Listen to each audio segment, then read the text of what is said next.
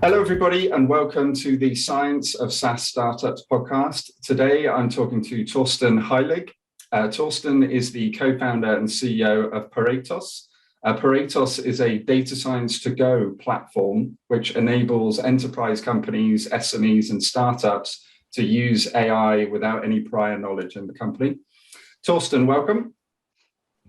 Hey, welcome. Thanks for having me. We're looking forward. So I just want to kick things off by asking a couple of questions just to help the audience get to know you a little bit. So start off, sure. If you could choose to live in any other era, which would you choose? Okay, that's a good one. To be very honest, I hope it's not too cheesy, but someone called me a professional optimist. Perhaps this is why I see it like that, but I'm really okay with the era I live in because we have so many technologies coming up, and now we're turning in my eyes, into an age where technology is coming more into application. So I really like that one. So I think, before COVID, I think I was a bit more optimistic. So I mean that hit all of us, but other than that, I'm super satisfied. Yeah, great question. When I wrote that, I was thinking that's a really bad question to ask to a technologist, because they're always going to say either now or like the future, basically. No one's going to say they want to live in the past as a technologist, are they? Yeah, I was a bit hesitating because I think there were some other really great eras before, but not in the future. For me, it's perfectly fine now because it's the beginning of something, I think the speed is so. I mean, we speed up so enormously in the last decade, or the last decades. So for me, that's awesome to live in that area and just see that with my own eyes, so to say. Yeah. I mean, I think just even like the last 2 years, if you look at how much the software industry has changed in that 2 years, it's amazing to see the speed of change at the moment. Yeah, absolutely. Yeah. Okay, so now I'm going to force you to go into the past. So when you were a child, which celebrity did you look up to the most? When I was a child, I think it was more in the sports and music direction. I think, okay. I don't know if there's one celebrity, but I was really a big fan of some bands. Or sports, tennis player or soccer player. Yeah, I think around this. Yeah.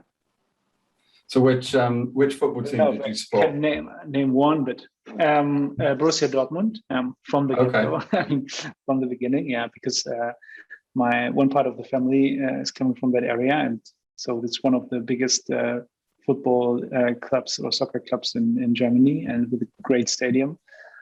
So I think that was. This answer is clear. Yeah, definitely a fun team to support. I've never had the chance to go, but I'd love to get the chance at some point. Yeah, I mean, that's even for non-supporters, or even I was there with non-soccer fans at all, so it is a super great event to go there. So. Okay. So next question, what makes you really angry in the business world? Like, so when you're dealing with customers or just internally, what gets you really angry? So I think what I'm really angry is when I have hardware or software or Wi-Fi connection problems or something like that. So because I'm not very patient, and I really hate it. Can you repeat it? I didn't get the point. Oh, whatever. The connection is lost. So I really, really hate that. So because I think I really love responding to change or to challenges or tackling or finding new ways. You know, like one of my favorite quotes is Mike Tyson: "Everyone has a plan until they get punched in their face." Yeah. So you know, I really like that, but the environment and the framework has to be stable to do that. So I think, yeah, this is the point where I'm really angry at. And other than that, I really like to have open discussions. You know, I don't like hidden agendas at all. I see in all of my businesses I ever saw, and now again I see like the clients, for example, as partners as well, investors and whatever. So I want to have a shared agenda, and I think that it's possible, with all this things going on. I mean, you have to negotiate, you have your own agenda, which is absolutely okay, but don't play it like bad, or don't be evil. Don't be evil, but just have an open discussion around that. Yeah. Okay. And within your company, which job do you think you would be the least well suited for? So it's difficult in a startup because you kind of have to do everything, right? But is there one job which you're not well suited for? Yeah. So 2 years ago it was really difficult because there we're like two people, so we had to do everything. But I think I think I'm not good in the last 10 to 20%. So when it comes to, for example, I mean, we have a great assistant, for example, keeping an eye on all the stuff that I forgot or whatever, like the last details, or PR, for example, to just have the last 10% of a document are super hard for me. So when you just force me, and I should do it without typos and without like bad formulations or whatever. I mean, for me, it's always, if you force me to do so, I'm going through it over and over again. And then I said, I'm finished. And then you still find like 10 mistakes or whatever. So everything that goes into that direction, I think I'm like not a good fit. Everyone's got their strengths and weaknesses, haven't they? But okay, so if we jump into Paretos now, do you want to just kick things off with giving us an overview of the company and what you're trying to do? Yeah, sure.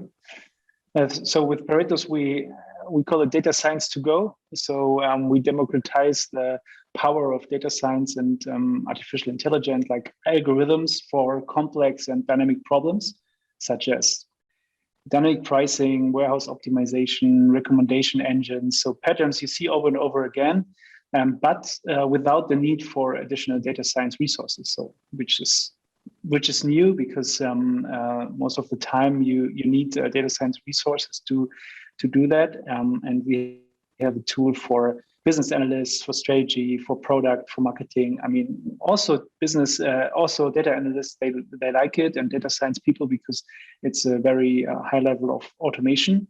And you get impact insights, you get predictions and multi-scenario trade-offs in a platform, cloud-based, and software as a service, sure, and without because like normally you have like very big integration costs with AI projects, and we have like from zero to super low integration costs.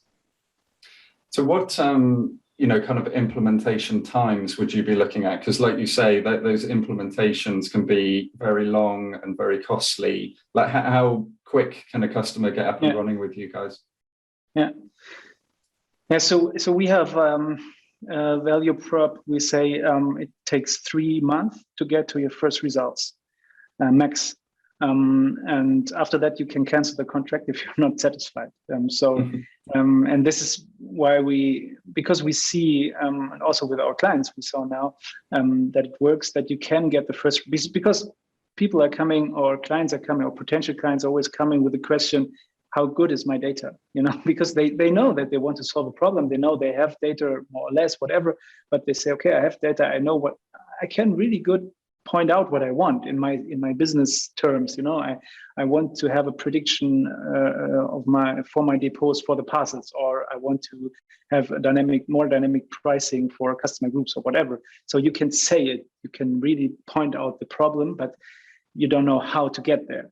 And we always say, like, the question to how good is my data is, I mean, how beautiful is the world?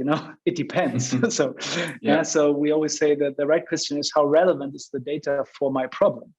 And we automated this process. Like you just connect the data, and you I mean, after 1 or 2 days, you get like the first iteration. You can see how good your data is, how relevant the data is for that given problem.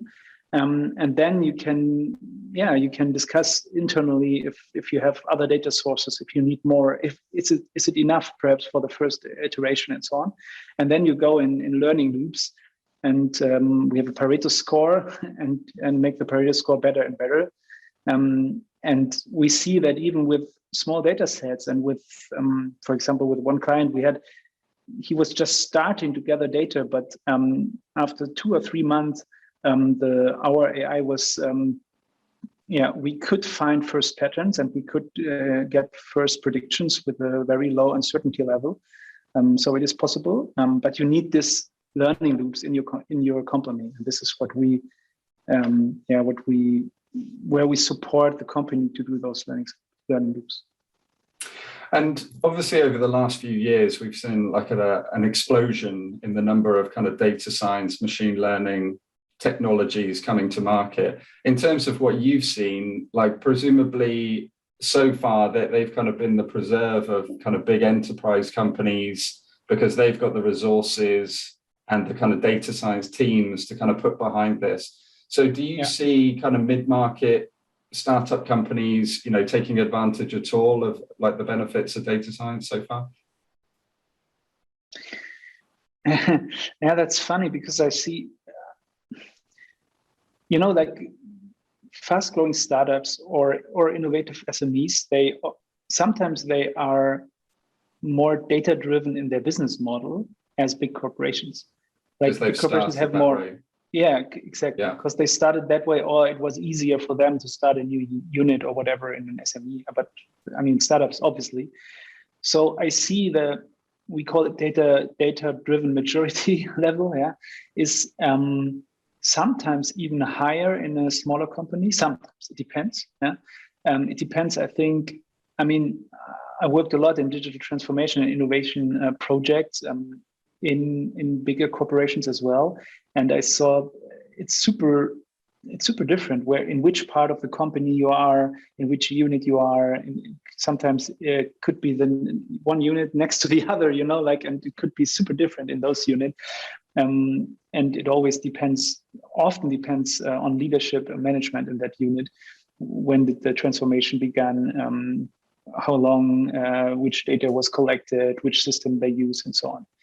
So it differs. So there's extremely wide range what we see in the market. But of course, I think now it's the time that it's getting more and more easier, as with tools like Paretos, for example, to get access to the power of data science and the algorithms.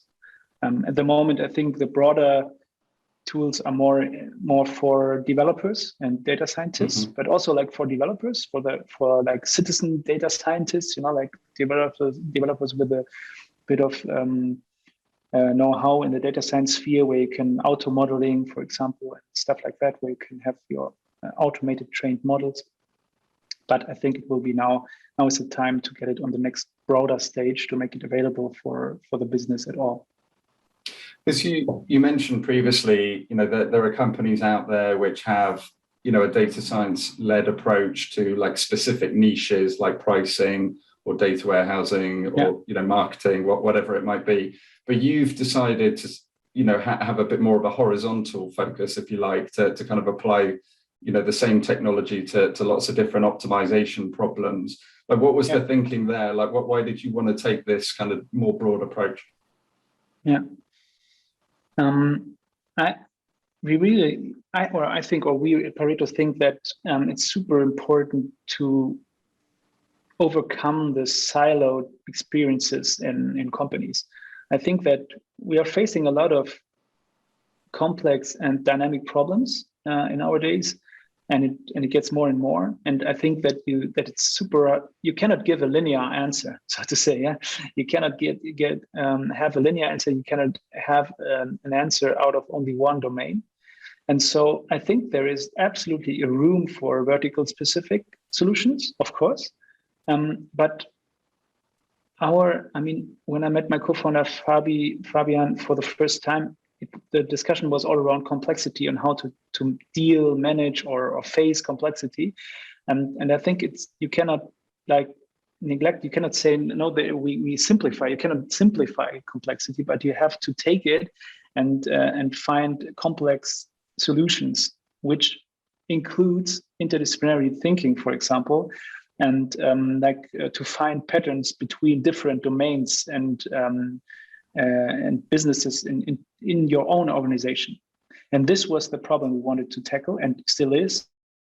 We want to tackle. So it's when we want to, or when we see it in the corporation, I think it's a bit higher. Like it's could be in some clients we have another vertical tool sitting, for example, A/B testing in marketing or whatever, or dynamic pricing with market comparison tools or whatever. This sits within the marketing team, for example, and is connected to the Paretos engine.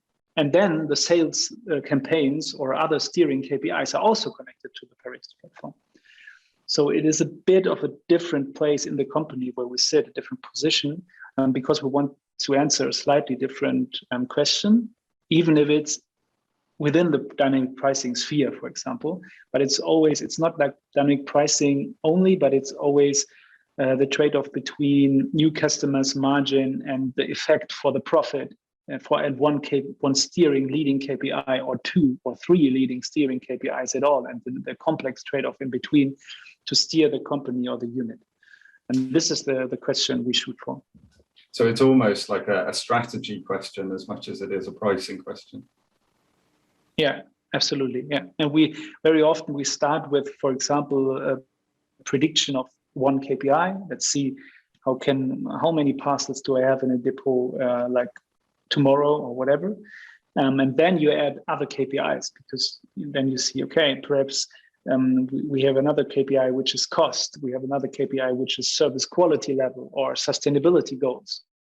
You can add other KPIs and see potential trade-offs, which is another level of complexity than only having like the answer for one specific problem. Yeah. Okay. So you mentioned earlier, the bigger companies have kind of got big internal data science teams, and that's kind of a roadblock for companies that don't have that getting up and running with these kind of solutions.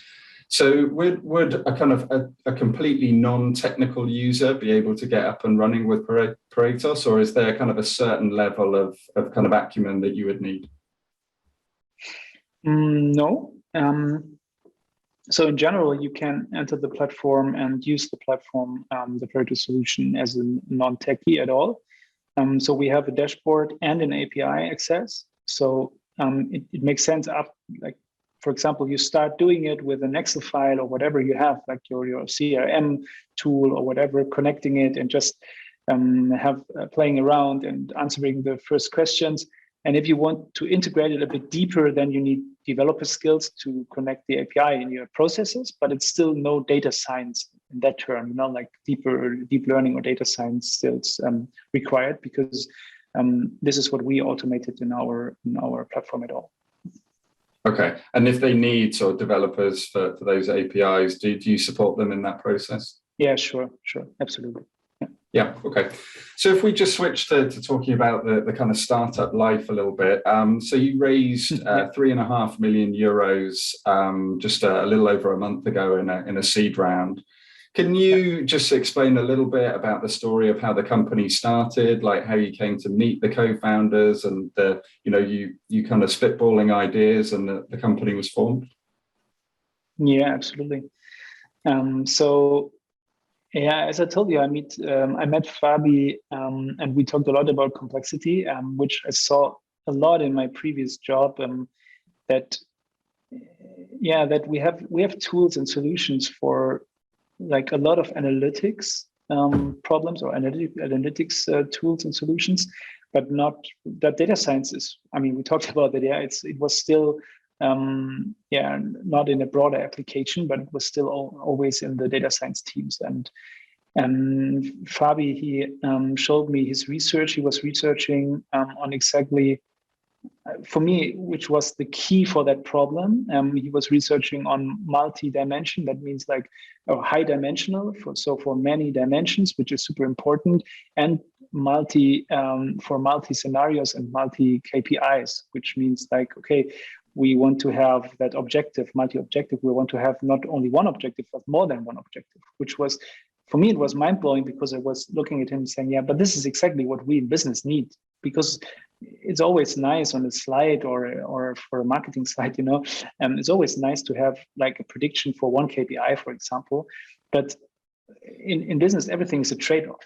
I always have different trade-offs where every day I have to choose, I make a decision and so on. And then we kept talking. It was a bit like that. And we quit our jobs and said, okay, I mean, this is something we want to pursue because we didn't saw any tool doing that. And only like, very tough scientific tools using multi-objective at all. And then we started to iterate with the market. I think we just spoke to 100 potential, I mean, not clients, but companies, like asking for their problems. Do you see that need at all? And so on. And then we got a very clear feedback from the market that this could be something that the world needs. And then we started with a prototype, gained the first customers. So it was a wild ride. It was not like that, linear as I now like telling you here. But in general, it was exactly the idea of iterations with the market and building first prototypes, building the first product, having the first clients, and then proving, because there were a lot of people saying that will never be possible to automate it. And we have proven with first clients that it's possible, and then raising the seed round to bring it to a broader level. So with like talking to those companies to get product market fit and those iterations, I'm just kind of interested in the timeline, because you founded the company last year. So were you kind of doing all this in the kind of heat of first lockdown, or did that come before the lockdown and then you kind of launched the company last year? I think both. I mean, so we started a bit earlier than founding the company, but to be honest, I think so it was a tough time for many people, and also for us, like in private life. But I think for professional life, and this stage we were at last year, in the middle of the lockdown, it was super easy to talk to companies because we had like 100 of online meetings, and we could perfectly time them, because I mean, otherwise we just would, I don't know where, somewhere in the world, go by plane, by train, whatever, and lose a lot of travel time. But for us to very quickly iterate with the market, we had like literally like, 10, 20 per week. And it was super easy to get half an hour here, half an hour there, to iterate fast and get first market feedback. So literally it was, I think, around 8 months to 12 months. Yeah. And were those like people you knew anyway from the industry, or you just reached out to them cold? Like, how did you create those conversations?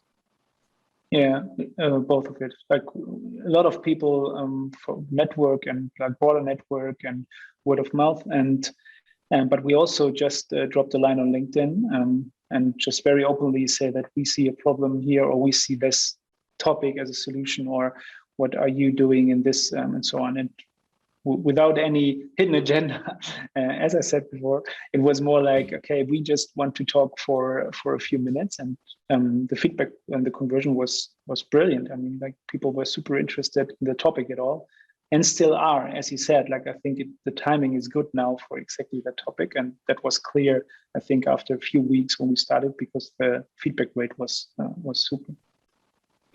And you chose to do a seed raise in probably the most vibrant time of investment in software industry, probably in history. I think like the levels of investment right now going into software just amazes me every week. Like, how did you find that experience? Were you getting inundated with VC companies, or did you kind of just quickly find one that you really felt a connection with? Yeah.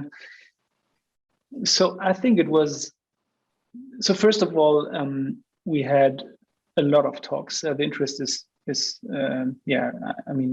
at the moment is awesome, which is good and bad at the same time, I think. And we were, for example, we had some learnings during the stage. We were super lucky that it came out perfectly, but it was not, we have super network of business angels, and they really believe in us. So we had not that pressure, but I think at the moment, as you said, like this is, it's a roller coaster ride. Everyone is super interested, but then having thousands of other deals in the pipeline and always like responding, you have to be fast and whatever. And there's a giant bubble. And we were always saying, I mean, we have a bubble topic, we know, but on the other hand, some people, for example, say, yeah, you have product market fit now. Let's grow. And we said, no, I think growing is too early because sure, we have, perhaps we have a piece of product market fit, but perhaps not the whole one. We want to iterate because we deeply are convinced that this iterations before you really scale, like this hyperscale and this broader level, other markets and so on. I saw it, with my previous companies, it's not easy and it's more easier when you have a very healthy product, and it's much harder when it's too early. And so we wanted to look for partners who exactly see that, and that's not, it's not easy to pick exactly the right ones. That takes some time, because as you said, at this moment everyone is super bullish. So. Yeah, I mean, I guess we've switched in a lot of ways from companies chasing VCs to VCs chasing companies in some ways. I mean, what do you see as like the core role of an investor, like beyond the money, obviously? What kind of support do you want from them, and which parts of the business do you not want them involved in? Yeah, so as I said earlier, for me, we are one team. So I don't think that they're, I'm a bit hesitating to say, but I don't think that there are no-go areas. Not that there's some topic where I say, I don't want you to say something. It's more that I think it should be clear that it's a discussion and it's an advice, but like everyone has his role and responsibility at the end. And for me, the responsibility and the role of an investor is depending on the focus of the investor. So first of all, it's investment, which is super important. So, but this is like the first pillar.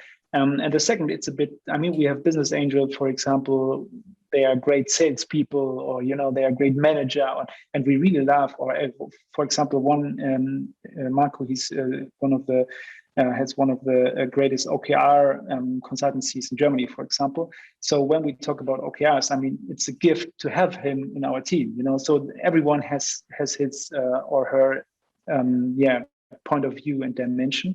And I really love that, this diverse group of people and investors, business angels, discussing. At the end, we have to decide. And I think this is super important, that it's an advice, it's a discussion, and I want them to be challenging. Could be in every topic, and I want to have the network, which is super, super, super helpful. But at the end, we have to decide and know the business best and take the decision. Yeah. Okay. And just talking more generally about startups, obviously focus is everything, because I think everyone I talk to on a daily basis is kind of run off their feet with different things which they need to get accomplished. And a lot of times in startup world, your focus can be on putting out fires on various different parts of the business. As a CEO, like when you wake up every day, like how do you decide where is my time best spent today? Yeah. So first of all, I really like my to-do lists still. Yeah. It's my second brain. I think on an organizational level, we have we've chosen, and I really deeply super convinced that OKRs for me is the best tool to steer a company, a complex company. So objectives and key results, super cool concept to follow, because on the one hand side we can adjust every quarter, but on the other side everyone knows for a quarter, and it's not changing daily on a daily basis. Because I think, and you said this, like I think I've seen many companies where the rhythm is too fast. When you change every day the direction, then you cannot build a great product. You need a bit of trying out things, yes, but take some time to evaluate if it's a good direction. It needs some time. Sometimes it's not with the done with the first iteration, but you need to put another one, and then you see that this feature is growing or whatever. I really like that tool. And for me personally, I have a very traditional to-do list. Online, but still, where I reprioritize every day, depends in the evening or in the morning, the prioritization for me. Yeah, okay. Well, it's been really great having you on today, Thorsten. So if people want to get in touch and discuss Paretos, like where do you live? Are you on LinkedIn or email, or what's the best way to get in touch? Yeah, so LinkedIn would be great. Thorsten Heilig on LinkedIn. LinkedIn is a nice way. Other than that, hello@paretos.com is always a good way to reach us. And then it will be forwarded to me, or Thorsten@paretos.com as well. So I would email and LinkedIn. Super welcome. Yeah. Okay. Great. Well, I think it'll be really interesting for everybody to kind of explore what you guys are doing, and as you grow over the coming years, it'll be interesting to see another sort of great German software company growing, because it seems like a new one every day at the moment. So it's an amazing absolutely. time for software in Germany. So. Yeah, we are super happy to be part of it. And as you said, I think it feels like this a bit at the moment. You really feel that there's a good timing and a good exchange. So we love it. Yeah. Great stuff. Okay, appreciate your time. Thanks, Thorsten. Yeah, thank you.